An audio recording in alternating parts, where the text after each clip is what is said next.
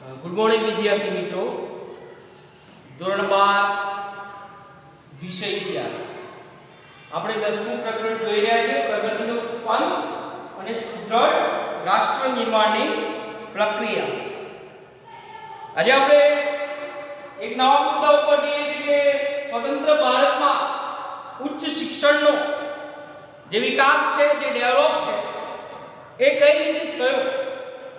તો બ્રિટિશ કાળ દરમિયાન શાળા શિક્ષણ કરતા ઉચ્ચ શિક્ષણના વિસ્તરણ અને વિકાસને વધુ પ્રોત્સાહન અને જે સહાય છે એ સહાય મળે, અને એના કારણે ભારતની અંદર કેળવણીના ક્ષેત્રે પાયા કરતા ઉચ્ચ શિક્ષણ ક્ષેત્રે વધુ જે પ્રચાર છે એ પ્રચાર થઈ શકે. સ્વતંત્ર પ્રાપ્તિના સમયે મધ્ય શિક્ષણ સલાહકાર બોર્ડ ઠરાવ કરી દેશની અંદર માધ્યમિક શાળા શિક્ષણ બાબતે એક પંચ નિમવાની જે ભલામણ છે એ ભલામણ 1948 ની અંદર તે અનુસાર સરકારે મદ્રાસ યુનિવર્સિટીના ઉપકુલપતિ ડોક્ટર એ લંકા સ્વામી મુદલિયારના અધ્યક્ષપણા હેઠળ માધ્યમિક શિક્ષણ પંચ નિમ્યું. યાદ રાખજો. અને તેનો જે અહેવાલ મળતા સરકારે આ પંચ પર સક્રિય જે પગલાઓ ભર્યા, જેથી આ પંચની મોટાભાગની ભલામણો સ્વીકારાય અને આ પંચે 183 જે ભલામણો છે એ ભલામણો કરી હતી. ડોક્ટર સર્વપલ્લી રાધાકૃષ્ણનના અધ્યક્ષપણા હેઠળ ભારત સરકારે યુનિવર્સિટી શિક્ષણ પંચ નિમ્યું 1948 ની અંદર, જેણે એક વર્ષમાં પોતાનો અહેવાલ સ્વીકારીને મોટા ભાગની ભલામણો સ્વીકારવામાં આવી. હવે આપણે કેવી ભલામણો કરી? તો યુનિવર્સિટીઓના મોટા ભાગના અભ્યાસક્રમો એક સરખા રાખવા, એક સરખા. શિક્ષણનું માધ્યમ માતૃભાષામાં જ રાખવું. દેશમાં ખેતીવાડી, ઇજનેરી, તબીબી, કાનૂની, વ્યવસાયલક્ષી ડિપ્લોમા અભ્યાસક્રમ આપતી કોલેજો અને સંસ્થાઓની અંદર ક્રમ બાય ક્રમ વધારો કરો. યુનિવર્સિટી ગ્રાન્ટ કમિશન યુજીસી સ્થાપવું. કોલેજમાં વિદ્યાર્થીઓની સંખ્યાની મર્યાદા નક્કી કરાઈ. અભ્યાસક્રમ અને પરીક્ષા પદ્ધતિમાં સુધારો કર્યા. અધ્યાપકોના જે પગારો છે પગારોની અંદર વધારો કર્યા.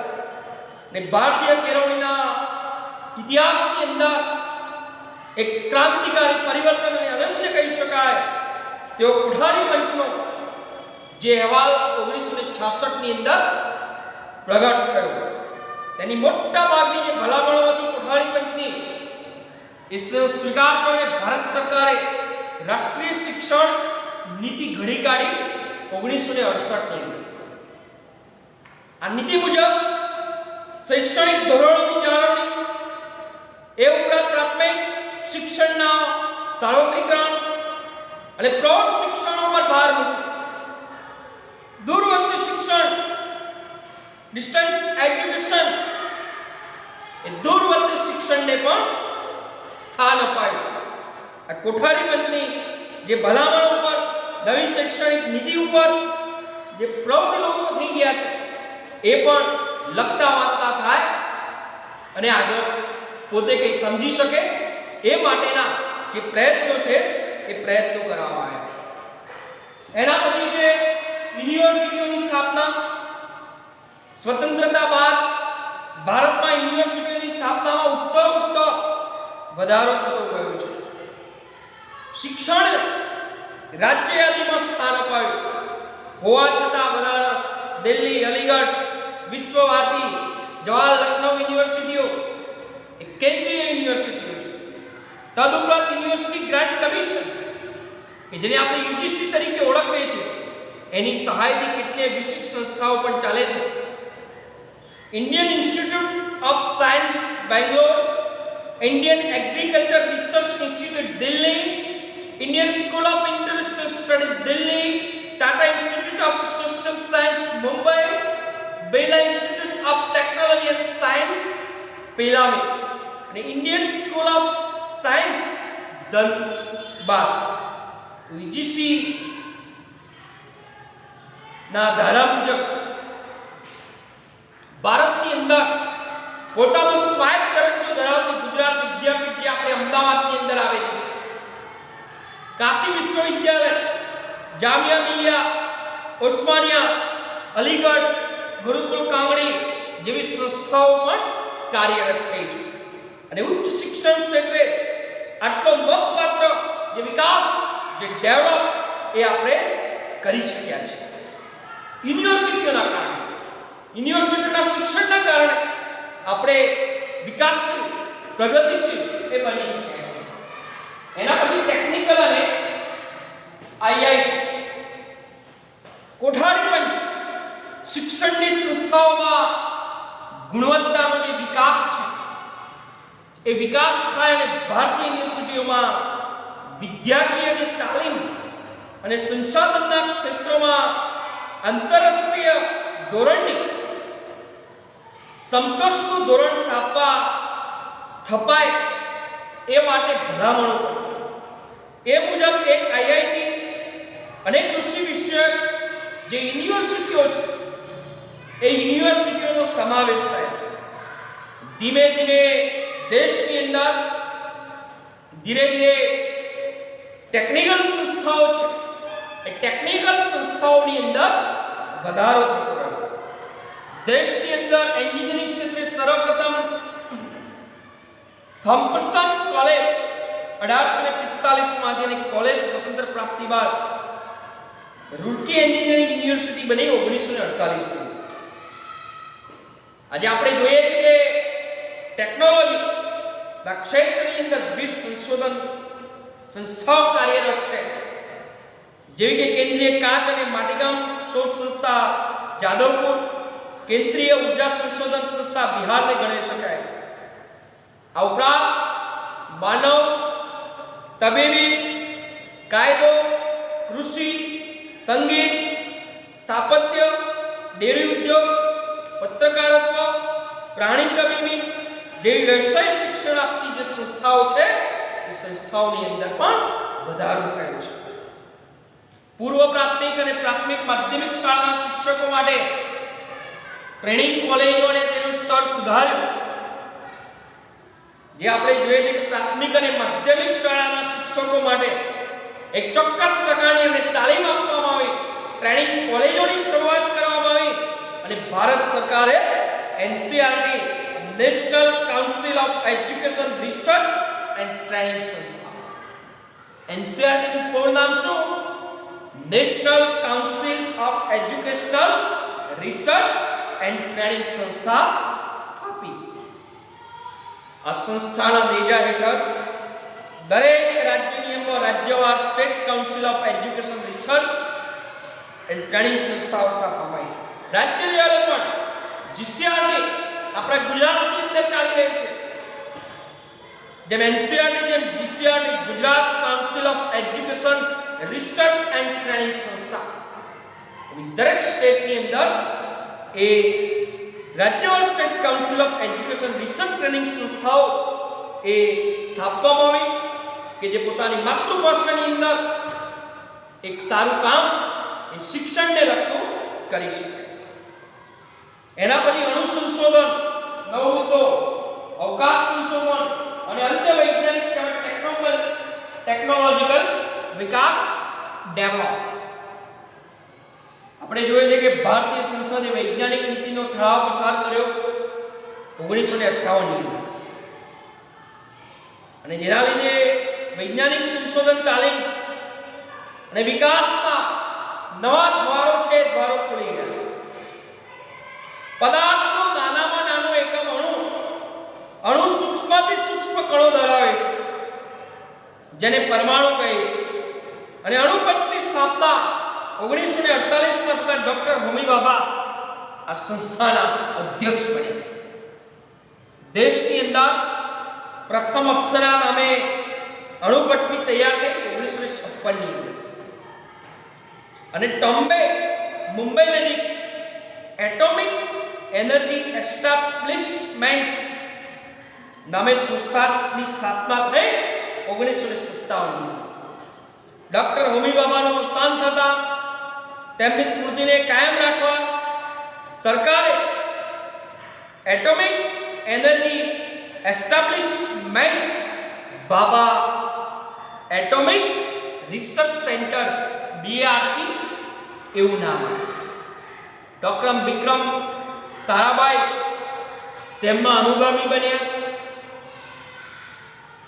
તેમની સિદ્ધિઓ બદલ તેમને ડોક્ટર શાંતિ સ્વરૂપ ભટનાગર મેમોરિયલ એવોર્ડ પ્રાપ્ત થયો.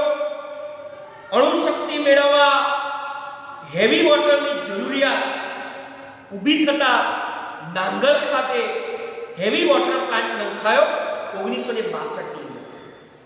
ચેન્નઈ નજીક કલક્કમ ખાતે ઇન્દિરા ગાંધી સેન્ટર ફોર આ મથકની ઉપયોગિતા અણુ ધડાકા કરવા કયા સ્થળે કરવા તે માટે થાય છે. ભારતે આપણે જોઈએ કે રાજસ્થાનની અંદર પોખરણ ખાતે પ્રથમ અણુ ધડાકો કર્યો 1974 ની અંદર.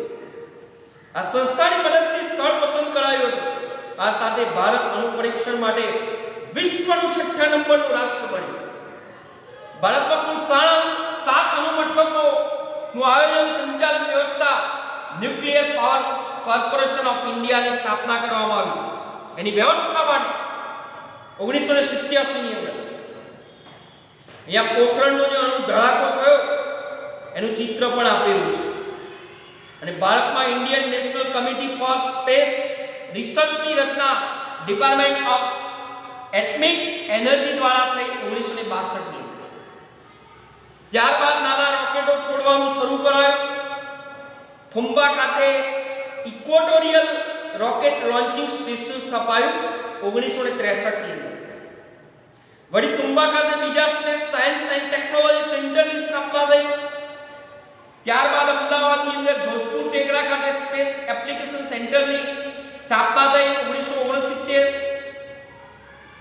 સરકારમાં ડિપાર્ટમેન્ટ ઓફ સ્પેસ અને સ્પેસ કમિશનની સ્થાપના થઈ. પ્રજાસત્તાક ભારતમાં બેંગ્લોર ખાતે ઇન્ડિયન સ્પેસ રિસર્ચ ઓર્ગેનાઇઝેશનની સ્થાપના થઈ. આજ ઇસરો સંસ્થા દ્વારા આર્યભટ્ટ નામે કૃત્રિમ ઉપગ્રહ અવકાશમાં તરતો મૂકવામાં આવ્યો, જે થકી ભારતનો અવકાશ યુગમાં પ્રવેશ કર્યો. ભાસ્કર 1 1979, ભાસ્કર 2 1981 અવકાશમાં છોડાયા. શ્રી હરિકોટા અવકાશી મથકેથી રોહિણી RS-1 કૃત્રિમ ઉપગ્રહને સફળતાપૂર્વક અવકાશમાં તરતો મુકાયો 1960 ની અંદર. અને તે માટે SLV-3 નામે અવકાશયાનનો ઉપયોગ થયો, જે થકી ભારત અવકાશ ક્લબનું વિશ્વની અંદર 6થું સભ્ય બન્યું.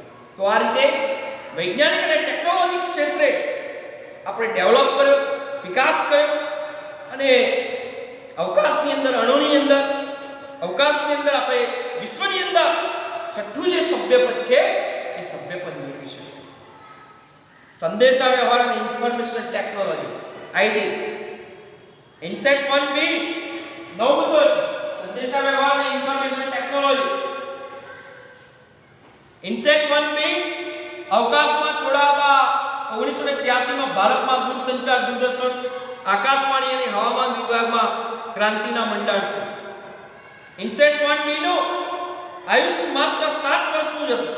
આથી ઇનસેટ 1D ને તરતો મુકાયો 1990 ની અંદર. IRS-1 એ Indian remote sensing satellite Soviet રશિયાના બૈકાનુર મથકેથી વ્યાપારી ધોરણે છોડાયો. ત્યારબાદ IRS-1B તરતો મુકાયો 1991. અવકાશ વિજ્ઞાન ક્ષેત્રે કૃત્રિમ ઉપગ્રહ છોડવા માટે ASLV augmented satellite launch vehicle ભારતીય વૈજ્ઞાનિકોએ તૈયાર કરી લીધો 1980 ની અંદર. આથી કૃત્રિમ ઉપગ્રહ તરીકે દૂરદર્શન સંદેશા વ્યવહારથી દેશને આવરી લેવાનું. કૃત્રિમ ઉપગ્રહોથી દૂરદર્શન સંદેશા વ્યવહારના માધ્યમોથી આ દેશને આખો આવરી લેવાનો. ભારતની અંદર રેડિયોની શરૂઆત થઈ કોલકાતા અને ચેન્નઈથી. ખાનગી ટ્રાન્સમીટર દ્વારા એ થઈને સરકારે રેડિયો પ્રસારણ પોતાના હસ્તક લઈ દીધું 1930માં. તેને ઓલ ઇન્ડિયા રેડિયોનું નામ આપ્યું 1936માં.